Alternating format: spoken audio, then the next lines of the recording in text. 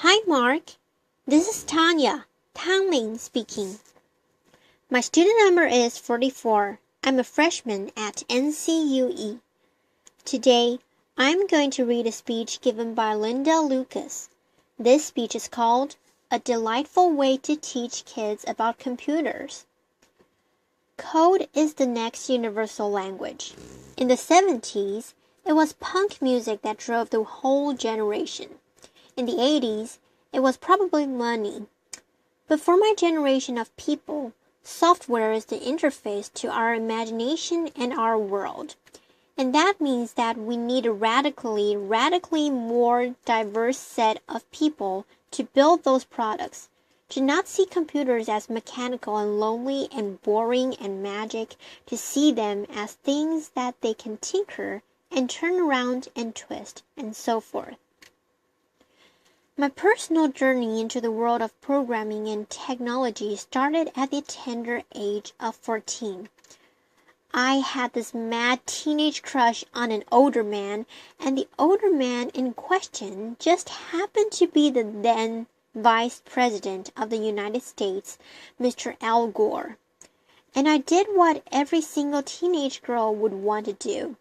I wanted to somehow express all of this love, so I built him a website. It's over here. And in 2001, there was no Tumblr, there was no Facebook, there was no Pinterest. So I needed to learn to code in order to express all of this longing and loving. And that is how programming started for me. It started as a means of self-expression. Just like when I was smaller, I would use crayons and Legos. And when I was older, I would use guitar lessons and theater plays. But then there were other things to get excited about, like poetry and knitting socks and conjugating French irregular verbs and coming up with make-believe worlds and Bertrand Russell and his philosophy. And I started to be one of those people who felt that computers are boring and technical and lonely. Here's what I think today. Little girls don't know that they are not supposed to like computers. Little girls are amazing. They are really good at concentrating on things and being exact, and they ask amazing questions like what and why and how and what if. And they don't know that they are not supposed to like computers. It's the parents who do. It's us parents who feel like computer science is this esoteric, weird science discipline that only belongs to the mystery makers. That it's almost as far removed from everyday life as, say, nuclear physics. And they're partly right about that. There's a lot of syntax and controls and data structures and algorithms and practices, protocols and paradigms in programming. And we as a community, we've made computers smaller and smaller. We've built layers and layers of abstraction on top of each other between the man and the machine to the point that we no longer have any idea how computers work or how to talk to them. And we do teach our kids how the human body works. We teach them how the combustion engine functions, and we even tell them that if you want to really be an astronaut, you can become one. But when the kid comes to us and asks, "So, what is a bubble sort algorithm?" Or, "How does the computer know what happens when I press play? How does it know which video to show?" Or, "Linda, is internet a place?" We adults, we grow oddly silent. It's magic, some of us say. It's too complicated, the others say. Well, it's neither. It's not magic and it's not complicated. It all just happened really fast. Computer scientists built these amazing, beautiful machines, but they made them very foreign to us. And also the language we speak to the computers so that we don't know how to speak to the computers anymore without our fancy user interfaces. And And that's why no one recognized that when I was conjugating French irregular verbs, I was actually practicing my pattern recognition skills. And when I was excited about knitting, I actually was following a sequence of symbolic commands that included loops inside of them. And that Bertrand Russell's lifelong quest to find an exact language between English and mathematics found its home inside of a computer. I was a programmer, but no one knew it. The kids of today, they tap, swipe, and pinch their way through the world. But unless we give them tools to build with computers, we are raising only consumers instead of creators. This whole quest led me to this little girl. Her name is Ruby. She is 6 years old. She is completely fearless, imaginative, and a little bit bossy. And every time I would run into a problem in trying to teach myself programming, like what is object-oriented design or what is garbage collection, I would try to imagine how a 6-year-old little girl would explain the problem. And I wrote a book about her, and I illustrated it, and the things Ruby taught me go like this. Ruby taught me that you're not supposed to be afraid of the bugs under your bed.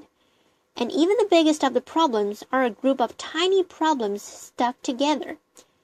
And Ruby also introduced me to her friends, the colorful side of the internet culture. She has friends like the snow leopard, who is beautiful but doesn't want to play with the other kids. And she has friends like the green robots that are really friendly but super messy. And she has friends like Liukas, the penguin, who's really ruthlessly efficient but somewhat hard to understand, and idealistic foxes, and so on. In Ruby's world, you learn technology through play. And, for instance, computers are really good at repeating stuff. So the way Ruby would teach loops goes like this. This is Ruby's favorite dance move. It goes clap, clap, stomp, stomp, clap, clap, and jump. And you learn counter loops by repeating that 4 times. And you learn while loops by repeating that sequence while I'm standing on one leg. And you learn until loops by repeating that sequence until mom gets really mad. Laughter. And most of all, you learn that there are no ready answers. When coming up with a curriculum for Ruby's world, I needed to really ask the kids how they see the world and what kind of questions they have, and I would organize play testing sessions. I would start by showing the kids these 4 pictures. I would show them a picture of a car, a grocery store, a dog, and a toilet. And I would ask, which one of these do you think is a computer? And the kids would be very conservative and go, none of these is a computer. I know what a computer is. It's that glowing box in front of which mom or dad spends way too much time. But then we would talk and we would discover that actually a car is a computer. It has a navigation system inside of it. And a dog might not be a computer, but it has a collar, and the collar might have a computer inside of it. And grocery stores, they have so many different kinds of computers, like the cashier system and the burglar alarms. And kids, you know what? In Japan, toilets are computers, and there's even hackers who hack them. Laughter. And we go further, and I give them these little stickers with an on-off button on them. And I tell the kids, today you have this magic ability to make anything in this room into a computer. And again, the kids go, sounds really hard. I don't know the right answer for this. But I tell them, don't worry, their parents don't know the right answer either. They've just started to hear about this thing called the Internet of Things. But you kids, you are going to be the ones who are really going to live up in a world where everything is a computer.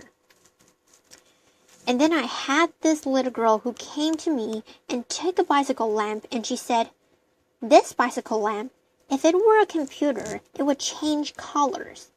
And I said, that's a really good idea. What else could it do? And she thinks and she thinks and she goes, if this bicycle lamp were a computer, we could go on a biking trip with my father and we would sleep in a tent and this biking lamp would also be a movie projector. And that's the moment I'm looking for. The moment when the kid realizes that the world is definitely not ready yet. That a really awesome way of making the world more ready is by building technology and that each one of us can be a part of that change. Final story. We also built a computer. And we got to know the bossy CPU and the helpful RAM and ROM that help it remember things. And after we've assembled our computer together, we also designed an application for it. And my favorite story is this little boy. He's 6 years old and his favorite thing in the world is to be an astronaut. And the boy, he has these huge headphones on and he's completely immersed in his tiny paper computer because you see, he's built his own intergalactic planetary navigation application. And his father, the lone astronaut in the Martian orbit, is on the other side of the room and the boy's important mission is to bring the father safely back to Earth. And these kids are going to have a profoundly different view of the world and the way we build it with technology. Finally, the more approachable, the more inclusive, and the more diverse we make the world of technology, the more colorful and better the world will look like. So, imagine with me, for a moment, a world where the stories we tell about how things get made don't only include the 20-something-year-old Silicon Valley boys, but also Kenyan schoolgirls and Norwegian librarians. Imagine a world where the little Ada Lovelaces of tomorrow who live in a permanent reality of firsts and zeros. They grow up to be very optimistic and brave about technology. They embrace the powers and the opportunities and the limitations of the world. A world of technology that is wonderful, whimsical, and a tiny bit weird. When I was a girl, I wanted to be a storyteller. I loved make-believe worlds, and my favorite thing to do was to wake up in the mornings in Moomin Valley. In the afternoons, I would roam around the Tatooines, and in the evenings, I would go to sleep in Narnia. And programming turned out to be the perfect profession for me. I still create worlds. Instead of stories, I do them with code. Programming gives me this amazing power to build my whole little universe with its own rules and paradigms and practices. Create something out of nothing with the pure power of logic. Thank you. Applause. Okay, so this is the end of the speech. Mark, thank you so much for listening. I'll see you next time. Bye.